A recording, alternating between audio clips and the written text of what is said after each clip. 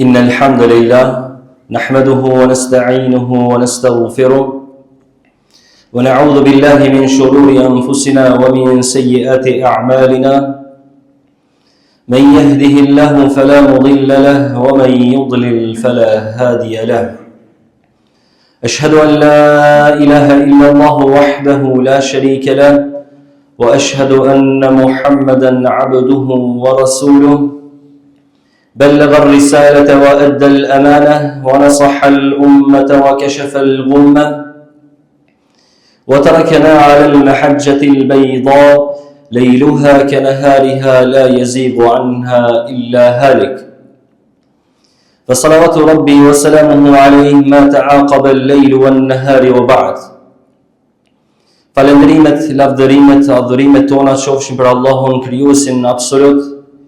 Paqja dhe bekimet e tij qofshin mbi të dërguarin ton Muhammedin alayhi salam, mbi familjen e tij të ndershme, mbi shokët e tij besnik dhe mbi gjithë ata të cilët e ndjekin shembullin e tij deri në ditën e fundit të kësaj bote.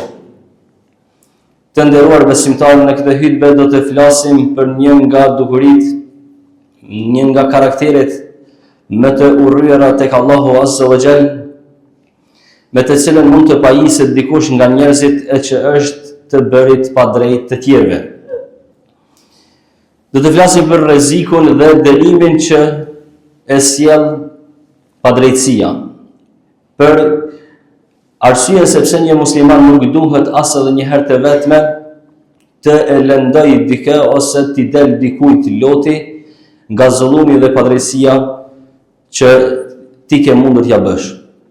Allahu Azza wa Jall na tregon se këtë kategori të njerëzve nuk e don dhe i urrejn. Në ajet të Kuranit Allahu ka thënë inna Allaha la yuhibbu adh-dhalimin. Allahu nuk i don ata që janë zullumçar të padrejtë. Pejgamberi sallallahu alaihi wasallam na informon se Allahu Azza wa Jall ka thënë pra në hadith kutsi, ya ibadi inni harramtu adh-dhulma ala nafsi. O robërit e mi, unë ja kam bërë haram, ja kam ndalu vetës si me padrejtësinë. Dhe gjithashtu, padrejtësinë e kam bërë të ndaluar edhe mes jush. Fela tadhalemu, andaj mos i bëni padrejt njëri tjetrit. Në një ajet tjetër të Kuranit Allahu i lartësuar ka thënë wala yadhlimu rabbuka ahada, dhe Allahu nuk i bën padrejt askujt. Në hadith tjetër i dërguarit sallallahu alaihi wasallam ka thënë ittaqu dhulma, keni kujdes dhe ruhuni nga padrejtësia. Fa inna dhulma dhulumatun yawm al-qiyamah, sepse padrejtësia është errësirë në ditën e gjykimit. Disa prej dietarëve fjalën errësirë, e cila ka ardhur në shumës, e kanë zbërthyer duke thënë se këto errësira nënkuptojnë errësira fizike, të cilat do ta mbulojnë njeriun e padrejt, i cili do të jetë i mbuluar me frikë, vështirësi dhe nuk do të shpëtojë ditën e gjykimit për shkak që ka qenë i padrejt ndaj njerëzve.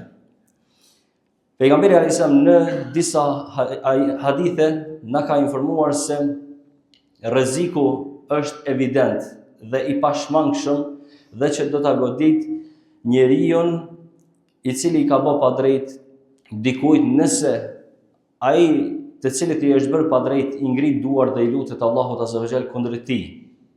Në hadithin e dërguarit alayhis salam ka thënë i ki frikë nga bërja dua e atij që i është bërë padrejt. Fa innaha laysa bainaha wa bain Allahi hijab. Nga se mes ti dhe lutjes së tij, mes lutjes së tij dhe Allahut Azza wa Jall nuk ka perde dhe nuk ka pengesë e cila e ndalon që ajo të pranohet.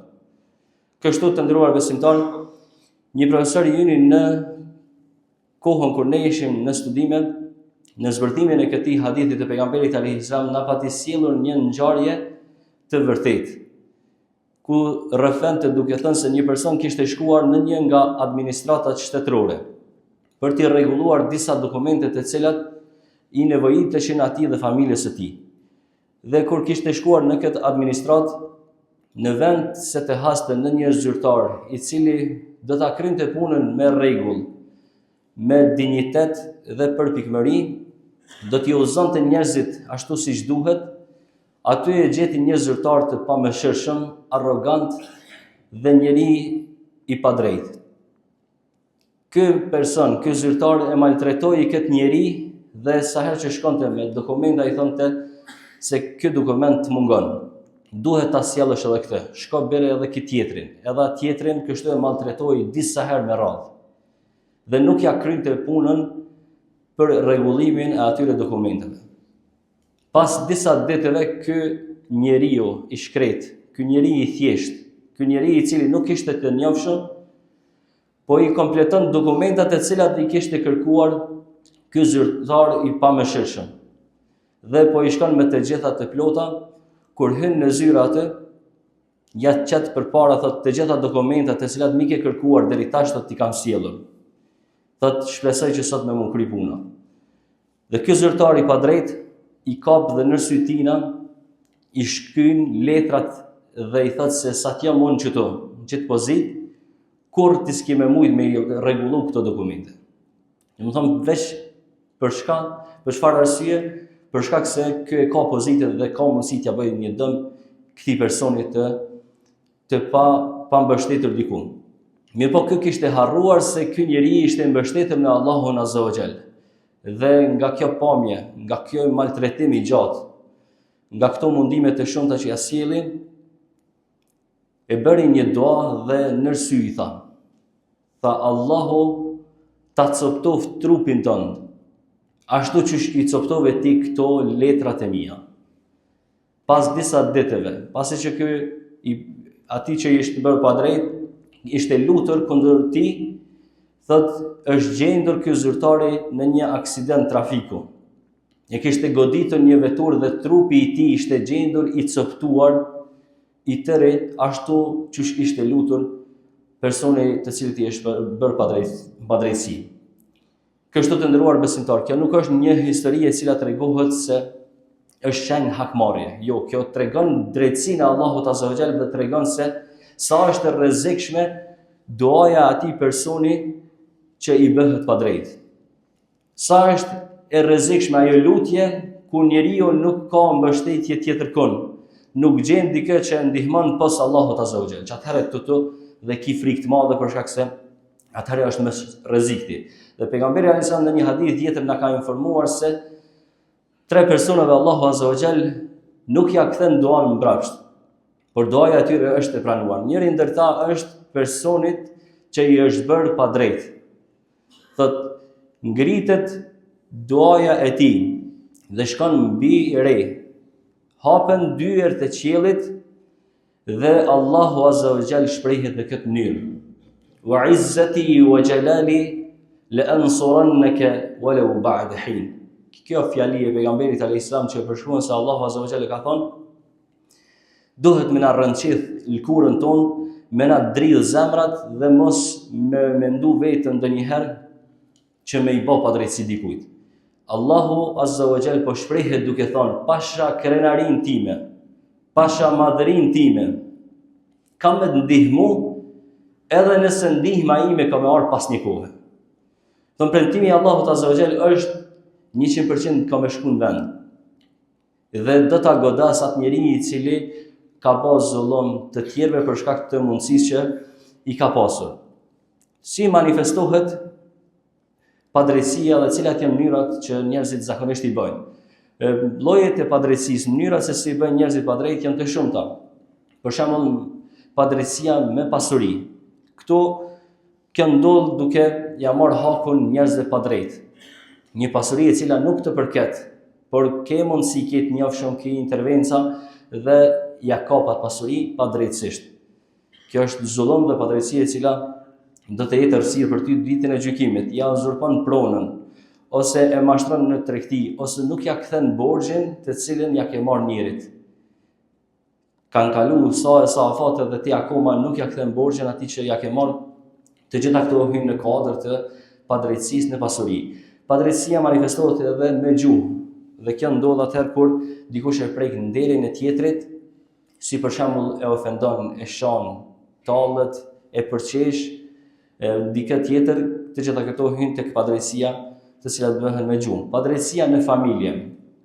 Kjo realizohet atëherë kur burri e ka pushtetin dhe e ka menaxhimin e familjes dhe për shkak të kësaj pozite që e gëzon, tregohet i pamëshirshëm ndaj gruas së tij.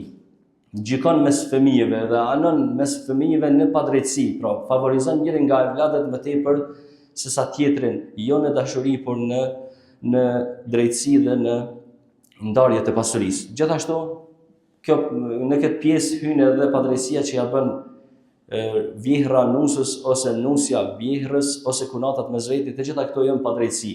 Dhe padrejtësia më e rëndë e dini cila është, nderuar besimtar. Padrejtësia e cila bëhet në anën emocionale. Shumë prej njerëzve nuk e konsiderojnë këtë që është padrejtësi, ndërsa kjo është nga padrejtësiat më të këqija dhe më të ndëshkueshme tek Allahu.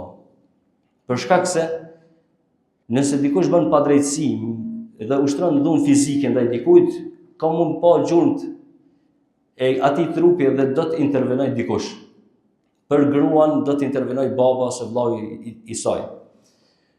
Për fëmijën do të intervenoj dikush tjetër e kështu me radhë. Mirë po, në anën emocionale është një gjë e cila nuk shihet me sy. E kush e sheh çat brendësinë që dikush është duke vujt dhe është lëndu fort, e sheh vetëm Allahu Azza wa Jall, i cili hakun ka me nxjerr herët apo vonë.